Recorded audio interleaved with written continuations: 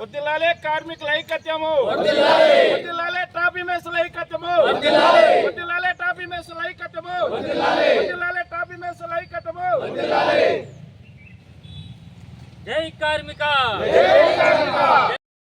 రంగారెడ్డి జిల్లా వనస్థలీపురంలో గాయత్రి నగర్ సాహెబ్ నగర్ కలన్ ఆఫీస్ నందు తాపీ మేస్త్రి సంఘం అధ్యక్షుడు మాట్లాడుతూ కె హుసేన్ భవన నిర్మాణ తాపీ మేస్త్రి ఆత్మగౌరవ సభ కోసం పెట్టిన ప్రెస్ మీట్. దీనికి మాట్లాడుతూ మేస్త్రి హటావో, సెంట్రింగ్ బచావో మరియు మేస్త్రిని మధ్యవర్తి దళారి అనే పదాలు వాడి మేస్త్రీల మనోభావాలను దెబ్బతీసేలా వారి మాటలు ఉన్నాయని, ఈ మేస్త్రి నేను లేకపోతే భవన నిర్మాణం ఎలా జరుగుతుందని ప్రశ్నించారు.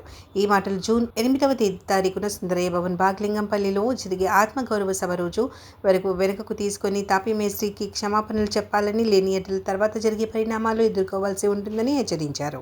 ఈ కార్యక్రమంలో ముఖ్య అతిథిగా కామన్ల ఐలన్న, రాష్ట్ర అధ్యక్షుడు తాపీ మేస్త్రి సంఘం మాజీ president T Chalapathi, vice president K Ramesh Reddy, M Rambabu, vice president S Shivaji, కోశాధికారి బి శ్రీను, నాగార్జున రెడ్డి, శివనాగరాజు, సిహెచ్ చిరంజీవి, సత్యనారాయణ, టిఏను ఈ మా కమిటీ మెంబర్స్ అందరూ కూడా అవసరమైతే సమ్మెకు కూడా సిద్ధమని ప్రకటిస్తున్నాం. సుమారుగా 200 మంది పాల్గొన్నారు. ఇప్పుడు ఒక ఇల్లు కట్టిరంటే ఒక సెంట్రింగ్ కట్టిరంటారా, ఒక మేస్త్రి టాపీ మేస్త్రి కట్టిరంటారా? చెప్పండి, ఒకటి మీరే చెప్పండి. మమ్మల్ని ఇంత కించపరిచేటట్టుగా, మా ఆత్మగౌరవాలు దెబ్బతినేటట్టుగా మీరు ఇట్లా మాట్లాడితే చాలా తీవ్ర ప్రణయం చేసుకుంటారన్న నేను చెప్తున్నాను.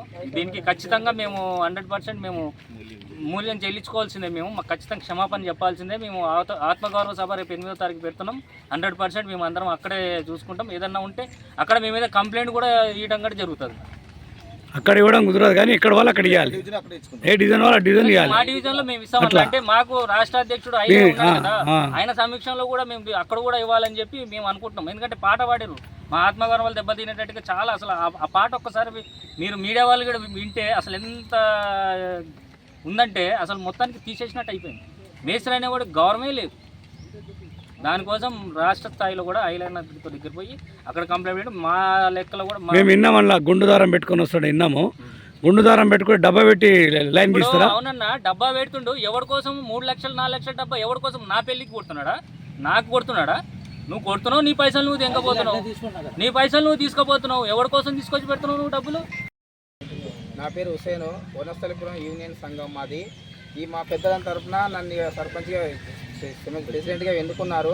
వాళ్ళందరూ భవన నిర్మాణ తాపీ మేస్త్రి సంఘం ప్రెసిడెంట్గా ఎన్నుకున్నారు. అందుకే ఇది ఆత్మగౌరవ సభ రేపు 8వ తారీఖు బిఎన్ఆర్కేఎస్ వారి ఆధ్వర్యంలో, అలాగే వనస్థలిపురం మేస్త్రి సంఘం ఆధ్వర్యంలో ఈ సభ నిర్వహిస్తున్నాం. ఈ సభ నిర్వహించిన ప్రధాన కారణం ఏంటంటే, సెంట్రింగ్ వాళ్ళు ప్రతి ఒక్క మేస్త్రి కార్మికుని మమ్మల్ని అవమానపరిచయంగా మాట్లాడారు. దీనికోసమని ఈ సభ పెడుతున్నాం. ఈ సభ అయ్యే లోపల ప్రతి ఒక్క సెంట్రింగ్ మేస్త్రి మాకు క్షమాపణ చెప్పాలి. అందుకే ఈ సభ పెట్టినాము. అందరికీ ధన్యవాదాలు పెద్దలందరికీ. ఓకే, మీరు ఒక అధ్యక్షునిగా ఇప్పుడు పాటలు రాసిన వారు కానీ వాళ్ళపైన చర్య తీసుకుంటాం. పాటలు పాడిన వాళ్ళ మీద తీసుకుంటాము. అలాగే మా మీద ఎవరైతే ఇలా మాట్లాడారో వాళ్ళ మీద కూడా చర్య తీసుకుంటాము.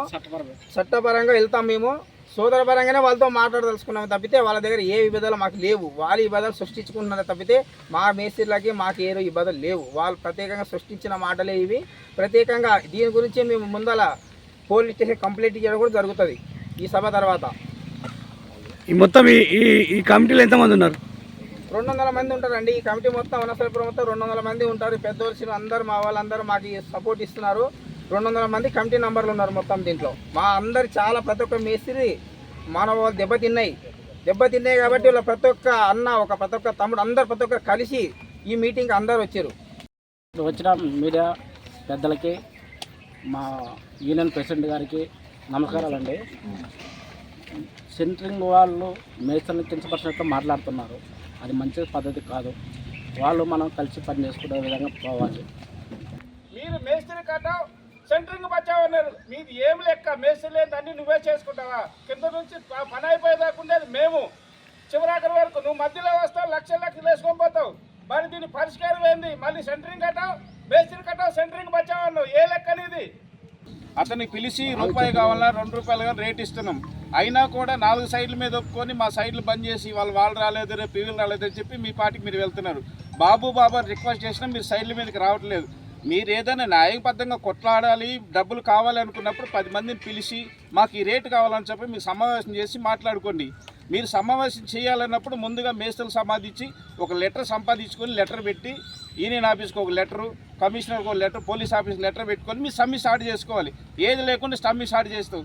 దేనివల్ల అనేది పరిణామం మంచి పద్ధతి కాదు అది. మీరేమో మేస్త్రి కట్టావు, లంగాలు దొంగలు అంటావు. మేము ఏదన్నా మాట్లాడాలంటే అది మీ విజ్ఞప్తికే వదిలేస్తున్నాం. మాట్లాడేటప్పుడు కొంచెం వినయంతోటి పద్ధతితోటి నేర్చుకొని మాట్లాడాలి. సెంట్రింగ్ ప్రతి సోదరుడు, మేము కూడా కార్మిక సోదరమే. మేము కింద నుంచి గుండెదారు మెట్న టాపీ పట్టుకొని ముగ్గేసి చివరాఖరి దాకా ఇంటి ఓనర్ ఇస్తాడో ఎగ్గొడతాడో తెలియదు. కానీ ఆ స్టేజ్లో కూడా మేము పని చేసి వచ్చే పావలా చివరాఖరి వరకు తీసుకుంటాం. నువ్వు మధ్యన వస్తావు, మధ్యలోనే వెళ్ళిపోతావు. 1,00,000 2 లక్షలు తీసుకుంటూ వెళ్తావు. సజ్జల ఇంట్లో కొట్టమంటే సజ్జల ఇంట్లో కొట్టవు అన్న, నాకు కుదరదంటే మళ్ళీ దానికి సపరేట్ మేము సజ్జల ఇంట్లో కూడా సపరేట్ కొట్టించుకుంటాం. అది నీ మనవు లక్షలు తీసుకున్నాడు, ఇప్పుడు మరి సజ్జల ఇంట్లో కొట్టాలిగా. మనం లక్షలు తీసుకున్నప్పుడు అది కొట్టకుండా వెళ్ళిపోతున్నాం. దీని పరిణామము మీరు ఎప్పుడైతే మేస్త్రి కటావు సెంటరింగ్ బచావు అన్నారో దీనిపైన క్షమాపణ చెప్పకపోతే దీని పరిణామం చాలా తీవ్రంగా ఉంటుంది. దగ్గర దాపు 300 మంది 400 మందితో మేము ధర్నా చేసేది ఫిక్స్. అనగా ఇప్పుడు సెంటరింగ్ వాళ్ళు మనం హటావా బచావ్ అంటున్నారు. దేని గురించి అంటున్నారు? మేసులు పక్కకు పోతే ఏడుస్తుంది వాళ్ళకి.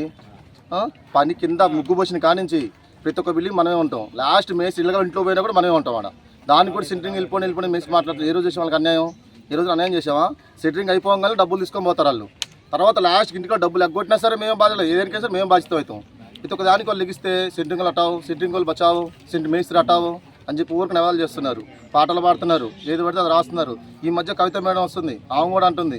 కానీ ఆమె ఇల్లు కట్టింది ఎవరు? మేస్త్రేగా. సెంటరింగ్ వచ్చి కట్టాడు ఇల్లు ఏమన్నా? ఈ మధ్య సెంటరింగ్ వచ్చింది, టెక్నాలజీ పెరుగుతుంది. కాబట్టి మేము వాళ్ళు తిట్టట్లేదు. ఇద్దరు కలిసి అన్నదమ్ములు లెక్క ఉండాలి, కలిసిపోతేనే పని. ఎంతమంది పని చేస్తున్నారు? ఒక పని చేయడు కదా. ఇప్పుడు మేస్త్రి అంటారు, మేస్త్రి ఏమిటారు? సెంటరింగ్ అయినా ఉండాలి, ప్లంబర్ ఉండాలి, కార్పెంటర్ ఉండాలి, ఎలక్ట్రీషియన్ ఉండాలి, మట్టి పనులు ఉండాలి, అందరూ ఉండాలి. అందరూ కలిస్తే అన్నదమ్ములు కలిస్తేనే పని అవుతుంది.